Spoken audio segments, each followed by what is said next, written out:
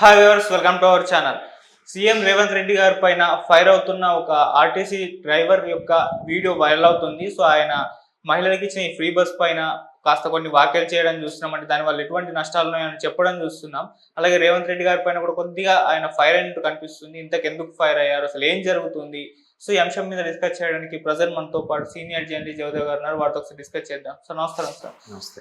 Sir, డ్రైవర్ది అతను మాట్లాడిన video మీరు చూసే ఉంటారు కదా. అసలు ఎందుకు ఆ ఆందోళన, ఎందుకంత ఫైర్ అవుతున్నారు రేవంత్ రెడ్డి గారి పైన, మహిళలకు ఇచ్చిన ఫ్రీ బస్ పైన? మీ ఒపీనియన్ ఏంటి సార్ దీనిపైన?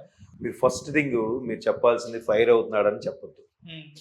ఇట్లా అవడం ఏమవుతుందంటే పాపం ఆయన ఒక జీతగాడు, ఆయన ఇబ్బంది పడతాడు. మళ్ళీ ఛానల్స్ అందరూ ఆయన పట్టుకుంటారు. ఇంకా మీరు ఎందుకు అలా మాట్లాడరు అంటే, ఇంతకుముందు ప్రభుత్వమే బాగుండేదా, ఈ ప్రభుత్వం బాగాలేదా, మీకు రేవంత్ రెడ్డి గారు ఇంకెక్కడికో వెళ్ళిపోతుంది. ఫైర్ ఏం అవ్వలేదు. ఆయన ఆవేదన వ్యక్తం చేశాడు అంతే. మీరు క్లియర్ కట్గా చూస్తే ఆయన ఆవేదన అంటే, మళ్ళీ నేను ఇప్పుడు ప్రతి సందర్భంలో చెప్పేది ఇక్కడ మళ్ళీ మారాల్సింది, మళ్ళీ చెప్తున్నది ప్రజలు.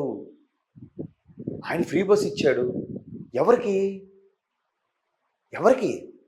ఎవరైతే కట్టుకోలేరో, ఎవరైతే ఇబ్బందో, అరే ఆ బస్ ఛార్జ్ మిగిలితే నాకు ఒకరోజు కూరకు అవుతుంది, ఒకరోజు బియ్యంకి అవుతుంది అనుకున్న వాళ్ళకి అది.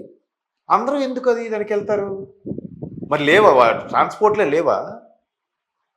చూడండి, ఆడవాళ్ళ ఆ వీడియో చూస్తే ఆడవాళ్ళ సైతం ఫుడ్ స్టెప్ మీద నిలబడి జర్నీ చేస్తున్నారే. ఇప్పుడు ఆయన డ్రైవ్ చేసేటప్పుడు అటువైపు కూడా ఒక మిర్రర్ ఉంటుంది, ఇటువైపు మిర్రర్ ఉంటుంది. కార్ డ్రైవింగ్ వచ్చా మీకు? ఒక ఐడియా ఉందా? కార్ డ్రైవింగ్ చేసినప్పుడు కూడా ఖచ్చితంగా సెంటర్ మిర్రర్ చూస్తాం, ఆ మిర్రర్ చూస్తాం, ఈ మిర్రర్ చూస్తూ ఎవరు ఎటు చూస్తాం చూసుకుని కట్ చేసుకుని డైరెక్ట్గా జాగ్రత్తగా వెళ్తాం. మరి ఆయన చూడాలంటే అక్కడ అడ్డగా నిలబడితే ఆయనకి ఎలా కనబడుతుంది? పైగా మన సిటీలో ట్రాఫిక్కి ఎవడు ఎలా పోని మనకు అనవసరం, నేను ముందు వెళ్ళిపోవాలి, అదే కాన్సెప్ట్. అటు లెఫ్ట్ నుండి కూడా ఓవర్టేక్ చేస్తాడు. ఆటో వాళ్ళకు కూడా అట్లాగే చేస్తారు. కొంతమంది కొన్ని ఆటోలకి ఆర్లను పని చేయవు, అలాగే వెళ్తారు. ఏమైనా వస్తే బస్సు డ్రైవరు ఎక్కించేశాడు, కొట్టేశాడు. ఇప్పుడు ఆయన అదే అన్నాడు కదా, ఏమనంటే డ్రైవర్ కూడా గుద్దేశాడు, ఆడు పోయాడు అని చెప్పి మమ్మల్ని కొడతారు, మమ్మల్ని బదనాం చేస్తారు, రేపొద్దు కేసు నా మీదే అని ఆవేదన వ్యక్తం చేశాడు. లాస్ట్లో పక్క నుంచి ఎవరో ఈ ఫ్రీ బస్సు రేవంత్ రెడ్డి గారు పెట్టడం వల్ల వచ్చిందని అంటే, అవును ఆయనకే ఇది ఏమైంది, మేము కదా సఫర్ అవుతున్నాం అన్నట్టుగా మాట్లాడాడు ఆయన.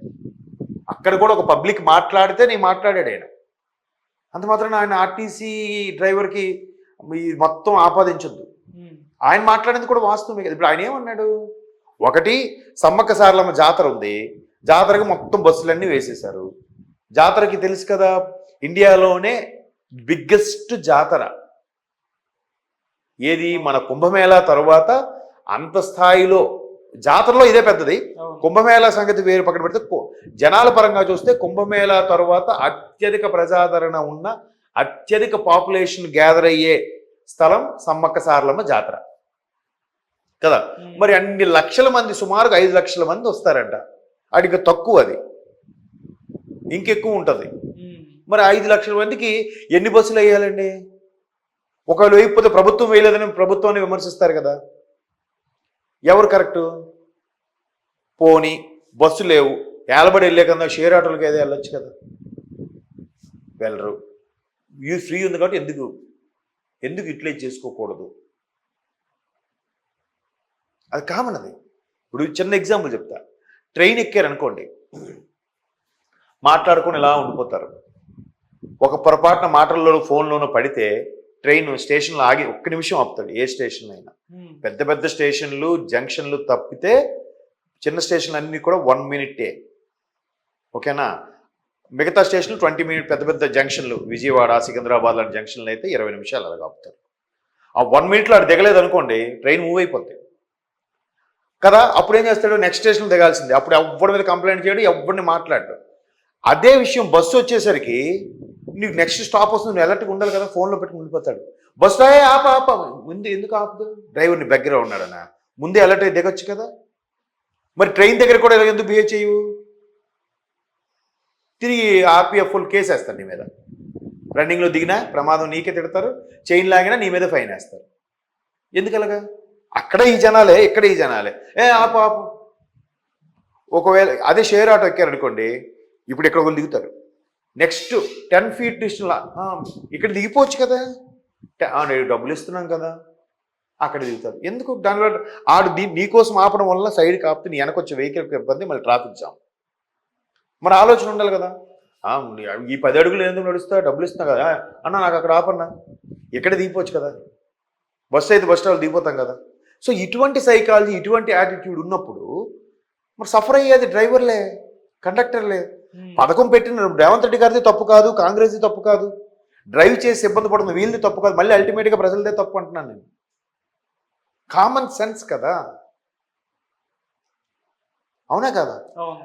దీన్ని మళ్ళీ డీప్గా అనలైజ్ చేస్తే ఏమంటారు, మీరు కామన్ సెన్స్ గురించి మాట్లాడారు, మీకు ఆ ప్లేస్ నుండి తెలిసేది, నాకు ఇప్పటికే లేట్ అయింది, ఇంట్లో పిల్లలు ఎదురు చూస్తుంటారు అంటారు ఆడవాళ్ళు. ఎవరిది కరెక్ట్ వెర్షను? ఎవరి వెర్షను అది కరెక్ట్. అవకాశం ఉన్నప్పుడు, లేనప్పుడు ఇట్లే చేసుకోండి, అవకాశం ఉన్నప్పుడు వేరే దారులు వెతుక్కోండి కదా. ఇప్పుడు ఫ్యాన్ ఉంటుండగా ఎవరు విసనకర్త విసురుకోరు, కరెంటు పోతే విసురుకుంటాం. కరెంట్ ఉంటుండే కూడా విసనకర్త విసురుకుంటామా? విసురుకోం కదా. ఆ ఆలోచన పరిధి రావట్లేదు. నా వరకు అయిపోతే చాలు, నేను వెళ్ళిపోతే చాలు. నిజమే కదా, డ్రైవర్కి ఎంత ప్రాబ్లము. ఎట్లాంటివి వస్తున్నాయి కాబట్టి ఆర్టీసీ వాళ్ళు కూడా కొన్ని చట్టాలు చేశారు. డ్రైవర్ సీట్లో ఉన్నప్పుడు ఆయన మీద చేయి చేసుకున్నా, ఆయన కొట్టినా, మాట్లాడినా నేరం అని చెప్పి. ఇప్పుడు చిన్న కారు కట్ చేయడానికే ఒక్కొక్కసారి ఇబ్బందిగా ఉంటుంది. అంత పెద్ద బస్సు కట్ చేయాలంటే ఎంత ఇబ్బంది, ఎంత చూసుకొని కట్ చేయాలి, ఎంత. నిజంగా నేను నమ్మేది ఒకటే, సిటీలో ది బెస్ట్ డ్రైవర్స్ అంటే సిటీ బస్ డ్రైవర్లే నా దృష్టిలో. మీరు ఎస్పెషల్లీ పటాన్చేరు నుంచి దిల్షునగర్కి వెళ్ళే బస్సు చూడండి, ఆల్మోస్ట్ ఆల్ సిటీకి ఈ చివరి నుంచి ఆ చివరికి వెళ్తుంది. ఒక ట్రిప్ వేయాలంటే కనీసం 3-4 గంటలు పడుతుంది ఒక ట్రిప్కే. అలాంటి కనీసం 2 అయినా వేయాలి, ఆయన 3 అయినా వేయాలి ఆ రోజు ట్రాఫిక్ బట్టి. వచ్చిన తర్వాత మళ్ళీ డిపో మేనేజర్ ఒప్పుకుంటాడా, ఆ సూపర్వైజర్ ఒప్పుకుంటాడా, బాబు ఒక అరగంట గ్యాప్ తీసుకుని మళ్ళీ స్టార్ట్ చేయండి అని అంటాడు. కంటిన్యూస్గా అందుకే 2 రోజులు మించి చేయనివ్వరు వాళ్ళు. స్ట్రెయిన్ అయితే మళ్ళీ ఇబ్బంది. ఒక డ్రైవర్ మీద ఎంతమంది ప్రాణాలు ఆధారపడి ఉంటాయి. మరి ఆయన కంఫర్ట్ ఆయనకి ఇవ్వాలి కదా. ఇవాళ రేపు మళ్ళీ ఏం చేస్తున్నారు, ఈ ఊరు నుంచి ఇంటర్సిటీ బస్సులు, ఇక్కడ నుంచి నిజామాబాద్ కరీంనగర్ వెళ్ళే బస్సులకి ఇంకా కండక్టర్ని పెట్టట్లేదు, డ్రైవరే టికెట్లు కొట్టుకోవాలి. ఎక్కే ముందు బాబు టికెట్ చెప్పని కొట్టేసిస్తున్నాడు. డ్రైవరే conductor job, cleaner job, driver job, bad power తగ్గించే ప్రయత్నం. మళ్ళీ అప్పుడు స్ట్రెయిన్ అయ్యేది ఎవరు, సఫర్ అయ్యేది ఎవరు? కరెక్టా? మరి ఇన్ని ఆలోచిస్తున్నామా మనం? కాబట్టి అవన్నీ ఆయన ఫైర్ ఏం అవ్వలేదు, ఆయన ఆవేదన వ్యక్తం చేశాడు. సఫర్ అయ్యేది నేను సార్, నేను ఇప్పుడు అనకూడదు, ఏదైనా జరగరానిది జరిగింది, జరిగితే ఫస్ట్ పట్టుకున్నది ఎవరిని? బస్సును పట్టుకుని జైల్లో పెడతారా ఆ మనిషిని, ఆ డ్రైవర్ని? ఇప్పుడు ఎవరైతే ఆవేదన వ్యక్తం చేస్తారో ఆయన ఫైర్ అవ్వలేదు. నేను ఫైర్ అంటే ఒప్పుకున్న మాటని, ప్లీజ్ మీరు ఫైర్ అవుతున్నారన్న మాట వాడద్దు. ఆవేదన వ్యక్తం చేశారు కదా. ఇప్పుడు ఏమంటారు, పబ్లిక్ అర్థం చేసుకోవట్లేదు సార్ మేడం, పాసెంజర్స్ అర్థం చేసుకోవట్లేదు మేడం అని చెప్తున్నారు చూసారా. అంటే పబ్లిక్ పాసెంజర్ ఎవరు? ప్రజలే. వాళ్ళ కదా అర్థం చేసుకోవాలి.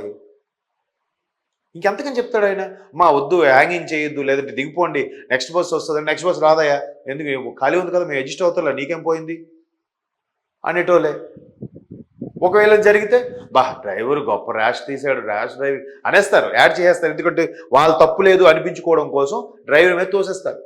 లేదంటే ఆయన మొదటి నుంచి కూడా మేము ఎక్కినప్పటి నుంచి కూడా చిరాగ్గా ఉన్నాడు, ర్యాష్ డ్రైవింగ్ చేశాడు, అందుకే ఎన్ని దెబ్బలు తగిలేసాయి అందరికీ అని చెప్తారు. ఒక్కరైనా లేదంటే డ్రైవర్ ఇబ్బంది పడ్డాడు, డ్రైవర్తో. ఇప్పుడు అదే డ్రైవర్కి ఆటోకి చాలా సందర్భాల్లో అవుతుంటాయి, చూసారా. ఇప్పుడు డ్రైవర్ తప్పు లేదు అని చెప్పడానికి ఒక్క పెద్ద మనిషిని వస్తాడా? బట్ ఆటో వాళ్ళకి మాత్రం ఆటో వాళ్ళందరూ వస్తారు.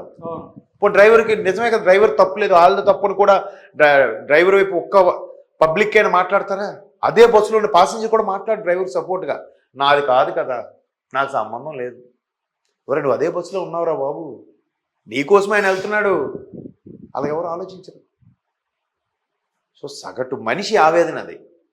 ఆయన ఫ్రీ అవ్వడం తప్పు కాదు, ఈయన మాట్లాడడం తప్పు కాదు, అసలు అదే తప్పు నా ఫీలింగ్.